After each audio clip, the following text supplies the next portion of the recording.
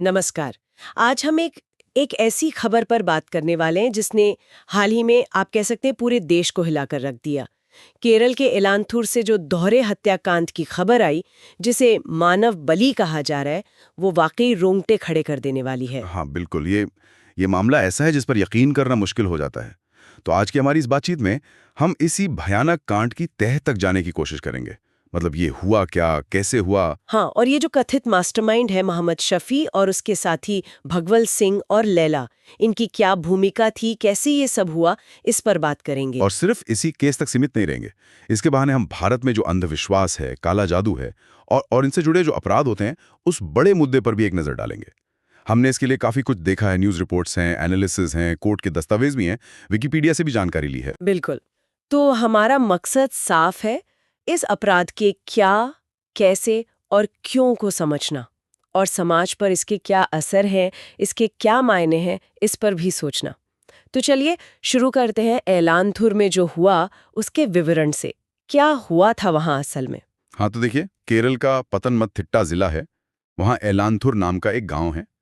वहाँ दो महिलाओं की, रोजलिन और पद्मा, उनकी बेरहमी से हत्या कर दी गई और आरोप ये है कि ये हत्याएं मानव बलि के नाम पर की गई।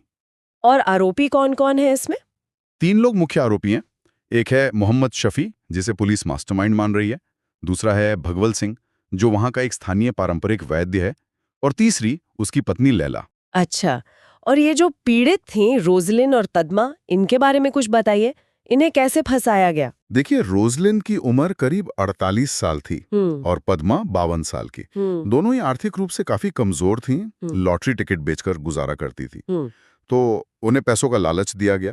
एक केस में तो ये भी कहा गया कि किसी फिल्म में काम मिलेगा या देह व्यापार में पैसा है, इस तरह का झांसा देकर हम्म। उन्हें सिंह दंपति के घर लाया गया। और हत्याएं सुनने में आया कि बहुत क्रूर तरीके से की गईं। हाँ, चार्जशीट के जो विवरण हैं वो बहुत ही भयानक है। हाँ। पीड़ितों को पहले बुरी तरह टॉर्चर किया गया, गला घोटा गया, चाकू से वार हुए, उनके गुप्तांगों को निशाना बनाया गया, गला काटा गया। एक मामले में तो स्तन तक काट दिए गए अरे, और बाद में शरीर के टुकड़े कर दिए गए। हे भगवान, ये सुनना भी कितना मुश्किल है। और भी कुछ परेशान करने वाली बातें थी ना जांच में, कुछ नरभक्षण जैसी। हाँ, ये बात भी चार्जशीट में दर्ज है। अब। आरोप है कि पीड़ितों के शरीर के कुछ हिस्से पकाए गए और खाए भी गए हम्म। और कुछ हिस्से फ्रिज में रखे हुए मिले। ये इस अपराध की विभत्सता को मतलब शब्दों में बयान करना मुश्किल है। ये तो अविश्वसनीय है। अच्छा, अब जरा उस आदमी पर आते हैं जिसे मास्टरमाइंड कहा जा रहा है, मोहम्मद शफी। इसकी क्या कहानी है? सुनने में आया कि इसका पहले से ही क्रिमिनल रिकॉर्ड रहा है। हाँ, बिल्कुल। मोहम्मद शफी, जो राशिद नाम भी इस्तेमाल करता था, सिर्फ 6ठी क्लास तक पढ़ा है। कम उम्र में ये घर छोड़ दिया था। इसे काफी चालाक और जोड़ तोड़ करने वाला बताया गया है और उसका एक यौन विकृति का इतिहास भी है। यौन विकृति मतलब? हाँ, 2020 में उस पे एक 70 साल की महिला के साथ बलात्कार करने और चाकू से उसके गुप्तांगों को बुरी तरह घायल करने का आरोप लगा था। वो उस केस में जमानत पर बाहर था जब ये मानव बलि वाला कांड हुआ। कोची के पुलिस कमिश्नर ने तो उसे विकृत मानसिकता वाला बताया था। कहा कि उसे दूसरों को दुख पहुंचाने में, चोट पहुंचाने में, यहां तक कि जान लेने में एक तरह का सुख मिलता है। बाप रे। और पहले के मामले? हाँ, इस मानव बलि कांड से पहले भी उस पर करीब 8 केस दर्ज थे। रेप, चोरी, शराब पी के गाड़ी चलाना, इस तरह के। तो इतना सब कुछ था इसके खिलाफ, और फिर इसने सिंह दंपति को कैसे अपने जाल में फंसा लिया? इसमें सोशल मीडिया का भी जिक्र आ रहा था। हाँ, यही तो इसकी चालाकी थी। लगता है इसने ये पूरी साजिश काफी पहले से, शायद 2019 से ही बुननी शुरू कर दी थी। उसने फेसबुक पर एक फेक प्रोफाइल बनाई, श्रीदेवी के नाम से। श्रीदेवी? हाँ, मतलब एक महिला के नाम से। और इस प्रोफाइल से उसने खुद को एक एक तांत्रिक या कोई सिद्ध पुरुष जैसा दिखाया।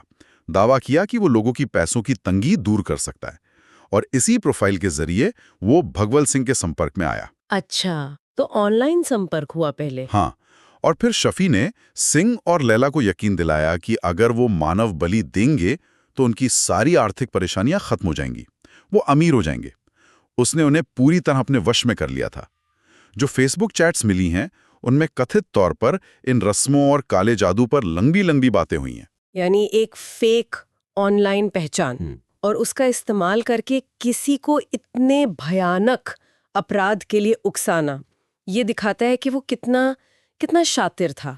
अच्छा, ये सब सामने कैसे आया? पुलिस तक बात पहुंची कैसे? ये तब खुला जब पद्मा, जो दूसरी पीड़ित थी, उसके घर वालों ने गुमशुदगी की रिपोर्ट लिखाई। पुलिस ने जांच शुरू की, सीसीटीवी फुटेज खंगाले। एक फुटेज में पद्मा एक कार में बैठती हुई दिखी। फिर उसके मोबाइल फोन की लोकेशन ट्रैक की गई, तो आखिरी लोकेशन एलानथुर में सिंह दंपति के घर के पास ही मिली। ओके। बस फिर पुलिस वहां पहुंची, सिंह और लैला से पूछताछ की। उनके बयान अलग अलग थे, वो घबराए हुए थे, तो पुलिस का शक गहरा गया। और फिर आखिरकार उन्होंने दोनों हत्याओं की बात मान ली और ये भी बताया कि शवों के टुकड़े कहाँ दफनाए हैं। वो इससे फिर बरामद किए गए। और फिर जाहिर है उन पर गंभीर चार्जेस लगे होंगे। हाँ बिल्कुल, तीनों पर हत्या, अपहरण, क्रिमिनल कॉन्स्पिरेसी, ह्यूमन ट्रैफिकिंग, सबूत मिटाना, शव का अपमान करना, चोरी और गैंगरेप, आईपीसी की कई गंभीर धाराएं लगाई गई हैं। लैला ने जमानत के लिए अर्जी दी थी, लेकिन कोर्ट ने उसे खारिज कर दिया। अच्छा। और कोर्ट ने टिप्पणी भी की कि ये अपराध इतना भयानक है कि इसने समाज की आत्मा को झकझोर दिया है और ये केरल जैसे साक्षर और सांस्कृतिक राज्य की विरासत पर एक धब्बा है। हाँ। ये अपराध अपने आप में तो भयानक है ही, लेकिन जैसा आप शुरू में कह रहे थे, स्रोत इसे एक बड़ी तस्वीर से भी जोड़ रहे हैं। ये सोचने पे मजबूर करता है कि आखिर ऐसी चीजें होती क्यों हैं? क्या ये बस कुछ लोगों का पागलपन है या इसके पीछे कुछ गहरे सामाजिक कारण भी हैं? एक स्रोत में शायद सनी कापीकाट का जिक्र था। हाँ, सनी कापीकाट जैसे विचारक इसे अंधविश्वास से जुड़ी एक बड़ी सामाजिक बीमारी का लक्षण मानते हैं। और ये बात महत्वपूर्ण है। देखिए, एलेनथोर कोई अकेला मामला नहीं है। अगर हम एनसीआरबी यानी नेशनल क्राइम रिकॉर्ड ब्यूरो के 2021 के आंकड़े देखें, हाँ, क्या कहते हैं वो आंकड़े? वो बताते हैं कि 2021 में भारत में मानव बलि से जुड़ी 6 मौतें रिपोर्ट हुई और जादू टोने के शक में 68 लोगों की हत्या कर दी गई। 68 हत्याएं सिर्फ जादू टोने के शक में? हाँ, और ये आंकड़े बताते हैं कि ये समस्या कितनी फैली हुई है। खासकर कुछ राज्यों में जैसे छत्तीसगढ़ और मध्य प्रदेश, तेलंगाना, वहाँ ये मामले ज़्यादा हैं। और चिंता की बात यह है कि हमारे देश में राष्ट्रीय स्तर पर कोई एक मजबूत केंद्रीय कानून नहीं है जो सीधे सीधे अंधविश्वास, काला जादू या ऐसी हानिकारक प्रथाओं से निपटे। लेकिन कुछ राज्यों ने तो बनाए हैं ना कानून, मैंने सुना था महाराष्ट्र वगैरह में। हाँ बिल्कुल, कुछ राज्यों ने अपने स्तर पर पहल की है। बिहार ने तो 1999 में ही डायन प्रथा रोकथाम अधिनियम बना दिया था। उसके बाद झारखंड, छत्तीसगढ़, उड़ीसा, फिर महाराष्ट्र ने 2013 में वो अंधश्रद्धा निर्मूलन वाला कानून बनाया। हाँ, वो काफी चर्चित रहा था। ना डायन बताकर किसी को सताना, काला जादू, नरबली और इस तरह की जो अमानवीय अघोरी प्रथाएं हैं उन पर रोक लगे और ऐसा करने वालों को सजा मिले। तो ये बात और भी दिलचस्प हो जाती है कि कानून है कम से कम कुछ राज्यों में, फिर भी ऐसी घटनाएं हो रही हैं। यहीं पर शायद वो द वायर वाला लेख आता है जिसमें प्रमोद के नायर का जिक्र है। वो क्या कहते हैं? हाँ, प्रमोद के नायर का विश्लेषण बहुत जरूरी है यहाँ। वो यही सवाल उठाते हैं कि केरल जैसा राज्य, जो अपनी हाई लिटरेसी रेट के लिए जाना जाता है, अपनी प्रगतिशील छवि के लिए, जैसा कोर्ट ने भी कहा, वहां इतनी बर्बरता कैसे हो सकती है? सही बात है। नायर सीधे सीधे इशारा करते हैं क्रिटिकल थिंकिंग यानी आलोचनात्मक सोच की कमी की तरफ। आलोचनात्मक सोच की कमी मतलब साक्षर होना ही काफी नहीं है? बिल्कुल। नायर का विश्लेषण कई परतें खोलता है। पहली बात, वो कहते हैं कि हमारे समाज में एक तनाव है, आस्था और परंपरा एक तरफ और तर्क और आधुनिकता दूसरी तरफ। दूसरी बात, वो चिंता जताते हैं कि कैसे हम कई बार प्राचीन गौरव का बखान करते हुए उसमें अवैज्ञानिक बातों को भी शामिल कर लेते हैं और ऐसा करके अनजाने में हम मानव बलि जैसी जो हानिकारक मान्यताएं हैं उनको भी कहीं न कहीं बढ़ावा दे देते हैं या उनके लिए जगह बना देते हैं। अच्छा, ये एक इंटरेस्टिंग पॉइंट है। मतलब अतीत का गौरवगान करते हुए हम गलत चीजों को भी सही ठहराने लगते हैं। हाँ, उनका तर्क है कि जब हम बिना सवाल किए, बिना परखे अतीत की हर बात का गुणगान करते हैं तो हम उन प्रगतिशील विचारों और उन दमनकारी हानिकारक विचारों के बीच फर्क करना भूल जाते हैं जो उसी अतीत का हिस्सा रहे हैं। तो फिर उपाय क्या है नायर के हिसाब से? आलोचनात्मक सोच कैसे जरूरी है? हाँ, उनका पूरा जोर इसी क्रिटिकल थिंकिंग पर है। मतलब सबूतों के आधार पर सोचने की क्षमता, मान्यताओं पर सवाल उठाने की हिम्मत, जानकारी का विश्लेषण करने का हुनर। नायर कहते हैं कि इसमें लिबरल आर्ट्स और ह्यूमैनिटीज यानी मानविकी की जो शिक्षा है वो बहुत मदद कर सकती है। कैसे? साहित्य, इतिहास पढ़ने से? हाँ, साहित्य, इतिहास, दर्शन, ये सब हमें अलग अलग नज़रियों को समझने में मदद करते हैं। दूसरे इंसान के प्रति, जिसे हम दी अदर कहते हैं, उसके प्रति सहानुभूति जगाते हैं। और सबसे ज़रूरी, ये हमें उन विचारों और कहानियों पर सवाल उठाना सिखाते हैं जो कुछ इंसानों को कमतर आंकती हैं, या जिन्हें लगता है कि कुछ लोग बस इस्तेमाल करके फेंकने लायक हैं। ये सोच उन पूर्वाग्रहों को तोड़ सकती है जो एलांथुर जैसी हिंसा को जन्म देते हैं। और एक शब्द उन्होंने इस्तेमाल किया था, परसेप्टिसाइड।